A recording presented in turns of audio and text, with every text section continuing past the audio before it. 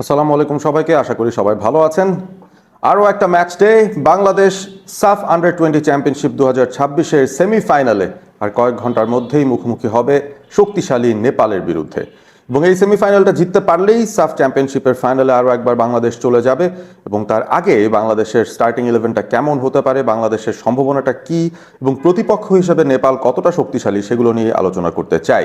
আমরা শুরুতেই নেপালের প্রোগ্রেশন, সেমিফাইনাল পর্যন্ত তারা কিভাবে এসেছে সেটা নিয়ে আলোচনা করতে পারি। এবং শুরুতেই নেপাল পড়েছিল গ্রুপ এ তে, যেখানে 4টা দল ছিল। নেপাল ছাড়াও স্বাগতিক মালদ্বীপ ছিল, সেখানে ভুটান ছিল এবং শ্রীলঙ্কা ছিল।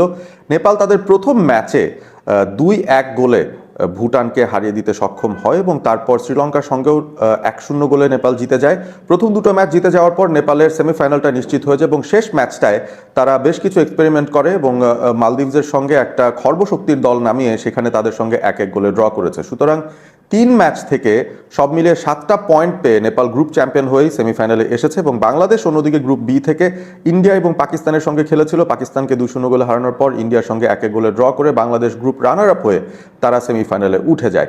এই দুটো দলের মধ্যে প্রিভিয়াস যে লড়াইগুলো হয়েছে সেগুলো খুব হাড্ডাহাড্ডি লড়াই হয়েছে। আমরা জানি যে নেপাল সিনিয়র ন্যাশনাল টিম বাংলাদেশের চেয়ে কিন্তু বেশ কয়েক র্যাঙ্কিং উপরের দিকে আছে এবং এইজ লেভেলেও সবসময় নেপালের সঙ্গেই বাংলাদেশের খুব হাড্ডাহাড্ডি একটা লড়াই আমরা হতে দেখি।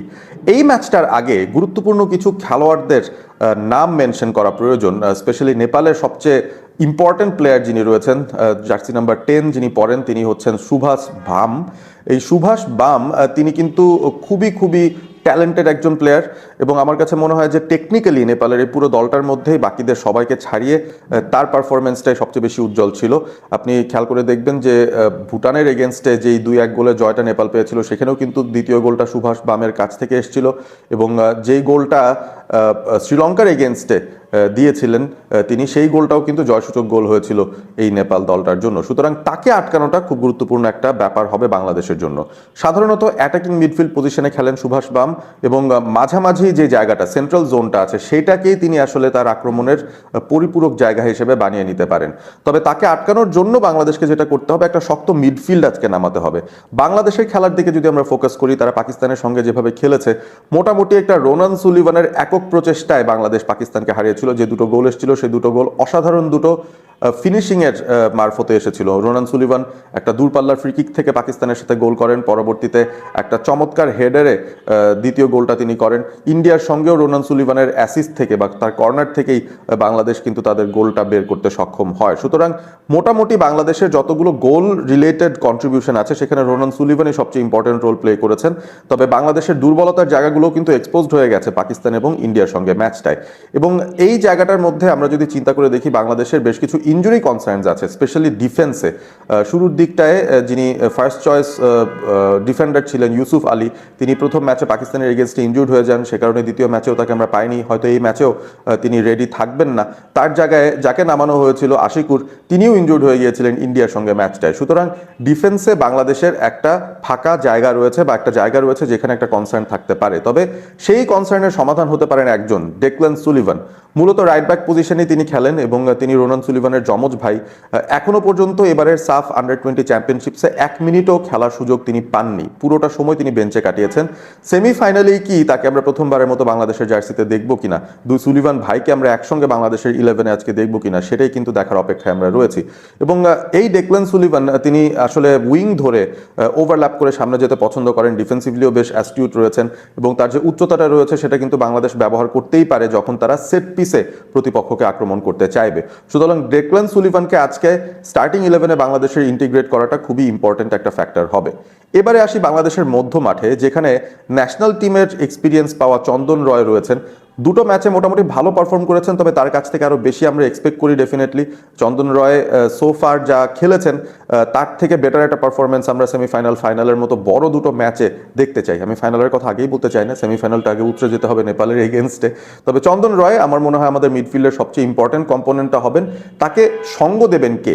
গত ম্যাচটা আমরা দেখেছিলাম ইন্ডিয়ার সঙ্গে বাংলাদেশ চন্দন রয়ের পাশাপাশি সেখানে কমল মৃধাকে নামিয়েছিল এবং সেই সাথে নাজমুল হুদা, ফয়সাল যিনি কিনা অ্যাটাকিং মিডফিল্ড পজিশনে খেলেন, এই তিনজনকে দিয়েই বাংলাদেশ তাদের মিডফিল্ড সাজিয়েছিল।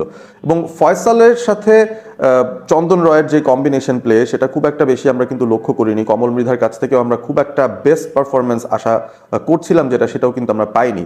সুতরাং মিডফিল্ডের জায়গাটা আমার মনে হয় স্যামুয়েল রাকসামকে আজকে এই ম্যাচটাতে বাংলাদেশ ইনক্লুড করতে পারে স্টার্টিং 11-এ। স্যামুয়েল রাকসাম ইন্ডিয়ার এগেনস্টে ম্যাচটাতে কিছু মিনিট পেয়েছিলেন, মিনিট 15 খেলার সুযোগ পেয়েছিলেন শেষ দিকটা, এবং তিনি আসার পরে আমার মনে হয়েছে যে বাংলাদেশ মিডফিল্ডে অন্তত কন্ট্রোলটা নেওয়া শুরু করেছিল। স্যামুয়েল রাকসাম তার ট্যাকলিং অ্যাবিলিটিও যেমন ভালো, অন দ্য বলও তিনি কিন্তু খুবই ভালো, এবং সেই সাথে আমার মনে হয় যে তার ইনক্লুশনটা দলের মধ্যে একটা অন্যরকম ডাইনামিক অ্যাড করতে পারে। সুতরাং আজকের ম্যাচটায় অন্তত যদি 2 থেকে 3টা পরিবর্তন বাংলাদেশ করতে চায়, সেই জায়গায় একটা পজিশনে আমি বলবো ডেকলেন সুলিভানকে অবশ্যই দলে জায়গা দেয়া অ্যাজ আ রাইট ব্যাক কিংবা even as a centre back, সেখানেও কিন্তু তাকে রাখলে খুব একটা সমস্যা হওয়ার কথা নয়। তিনি অ্যাডাপ্টেবল একজন ডিফেন্ডার, এবং সেই সাথে স্যামুয়েল রাকসামকে মিডফিল্ডে আমরা যদি ইনক্লুড করতে পারি তাহলে দলের শক্তিমত্তাটা আরেকটু বৃদ্ধি পায়, দলের টিম কম্বিনেশনটা আরেকটু বেশি ব্যালেন্সড হয়। এবং এবারে আমরা কিছু ট্যালেন্টেড ফুটবলারের কাছে যাই যারা এখনো পর্যন্ত আসলে নিজেদেরকে সামর্থ্য প্রমাণের সুযোগটা পাননি। One of them is Ibrahim Hasib. তাকে নিয়ে অনেক কথা হচ্ছে। লাতিন বাংলা ফুটবল কাপ যেটা হয়েছিল সেখানে তিনি দলের সঙ্গে ছিলেন এবং খুব ভালো পারফর্ম করেছিলেন, যে কারণে আন্ডার-20 এই স্কোয়াডটাতে তিনি অন্তর্ভুক্ত হয়েছেন। তবে তার স্কিলগুলো দেখানোর সুযোগটা কিন্তু তিনি এখনো পাননি। দুর্দান্ত পেস তার রয়েছে, এবং তার সঙ্গে আমার মনে হয় যে রোনান সুলিভানের কম্বিনেশনটা বেশ ভালো জমতে পারে। তাকে কোনো না কোনো একটা সময় আমরা কি সুযোগ দেবো কিনা সেটা দেখার বিষয়, কারণ এক প্রান্তে মোর্শেদ আলী রয়েছেন, অন্য সাইডে আমরা দেখছি মোহাম্মদ মানিককে বারবার খেলানো হচ্ছে। তবে মানিক কিন্তু আহামরি সেই পারফরমেন্সটা আসলে প্রথম 2টো ম্যাচে ইন্ডিয়া এবং পাকিস্তানের এগেনস্টে বাংলাদেশের হয়ে দিতে পারেননি। সুতরাং মানিকের জায়গায় যদি আমরা ইব্রাহিমকে আজকে দলে অন্তর্ভুক্ত করতে পারি সেটাও কিন্তু একটা ভালো জিনিস হয়। এবং সেই সাথে রিফাত কাজীও আছেন, ডেফিনেটলি তার পজিশনটা সেন্টার ফরওয়ার্ড, তবে সেটা তো রোনান সুলিভান দখল করে আছেন। বাংলাদেশের যদি ম্যাচের মধ্যে এরকম কোনো পরিস্থিতি হয় যে তাদের ম্যাচটা চেজ করতে হবে বা একটা গোলের জন্য তাদের প্রেশার দিতে হবে, তখন কিন্তু 4-4-2 ফরমেশনে যদি যায়, 2জন ফরওয়ার্ডকে বাংলাদেশ খেলে দিতে পারে, যেখানে একজন হবেন রোনান সুলিভান, অন্যজন হবেন ইব্রাহিম কাজী, হতে পারে ইব্রাহিম কাজী নন, দুঃখিত, রিফাত কাজী। এই বিষয়টাও কিন্তু বাংলাদেশ ঘটিয়ে ফেলতে পারে। খুব অ্যাটাকিং মাইন্ডেড কিছু প্লেয়াররা রয়েছেন যারা কন্ট্রিবিউট করতে পারেন বেঞ্চ থেকে। তাদেরকে বাংলাদেশ আজকে কতটা ভালোভাবে ইউটিলাইজ করে, তাদেরকে বাংলাদেশের হেড কোচ মার্ক কক্স কতটুকু ইউটিলাইজ করতে পারেন সেটিও দেখার বিষয়। একটা ব্যাপার জানিয়ে রাখতে পারি, মার্ক কক্স তিনি ইন্ডিয়ার সঙ্গে ম্যাচটায় ডাগ আউট থেকেই তিনি লাল কার্ড হজম করেছিলেন, যে কারণে আজকে কিন্তু তাকে আমরা ডাগ আউটে দেখবো না। অ্যাসিস্ট্যান্ট কোচই বাংলাদেশকে নেতৃত্ব দেবেন ওই ডাগ আউট থেকে। এইটা কি বাংলাদেশের পারফরমেন্সে কোনো ফ্যাক্টর হিসেবে কাজ করবে কিনা সেটা আমরা আসলে বলতে পারছি না। শক্তির বিচারে যদি বলি, হাড্ডাহাড্ডি একটা লড়াই, 50-50 ফাইট। বাংলাদেশকে কেউ ফেভারিট ধরছেন, কেউ আবার নেপালকেও ফেভারিট ধরছেন। দুই দলে বেশ কিছু ইম্পর্টেন্ট প্লেয়ার রয়েছেন, তারা আজকে কিভাবে ক্লিক করেন সেটি দেখার বিষয়। আমি অন্তত চাইবো টিম কেমিস্ট্রির যে বিল্ড আপটা হচ্ছে বাংলাদেশ আন্ডার-20 টিমটাতে, ওই জায়গাটায় আরেকটা ইম্প্রুভমেন্ট আমরা দেখবো। 2টো ম্যাচ ইতিমধ্যেই দলটা খেলে ফেলেছে, এবং রোনান সুলিভানকে খুব বেশি আসলে তার উপরেই পুরো দায়িত্ব দিয়ে দেওয়া হচ্ছে বারবার।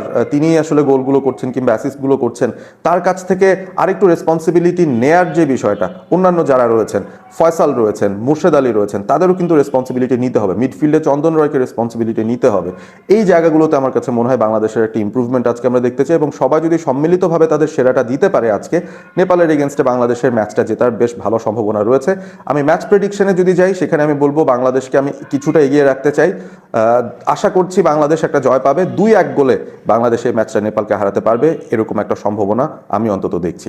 আপনারা কমেন্ট করে জানিয়ে দিন বাংলাদেশের আজকে স্টার্টিং 11-এ আপনারা কাকে দেখতে চাইছেন।